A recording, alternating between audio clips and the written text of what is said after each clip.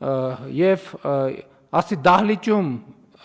ներառյալ մարդ կա, որ պատշաճ ձևով քննություն է հանձնել, չարչարվելով եւ վարորդական իրավունք հաստատել։ Կանայք կային 2-3, որ այս վերջերս են սկսել process-ի մեջ մտնել եւ լավ ծանոթ չունեն ըստ ամենայնի, ասին հա մենք կտրվել ենք, չարչարվում ենք։ Ես ուրիշ բան ասացի, եթե մեր վարորդների ընդ որում մնացածով խոստովանեցինք ներառյալ ես, որ այդ վարորդական իրավունքը բան եմ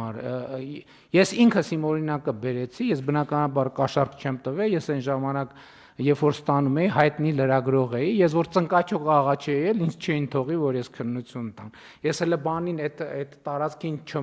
մի 300 մետրի վրա բերին իմ բանը տվին, ասին գնա ստեղից, շուտ հնարավորինս շուտ ստեղից գնա, գործ չունես մեզ հետ։ Ես ուրիշ հարց տվի, ասի, լավ, եթե վարորդների 95%-ը այս տրամաբանության մեջ է, իսկ կարող է մենք ենթադրություն անենք, որ Հայաստանում աշխատող օրինակ սանտեխնիկների 70%-ը չի համապատասխանում այն ստանդարտներին, որը անհրաժեշտ է սանտեխնիկ աշխատելու համար։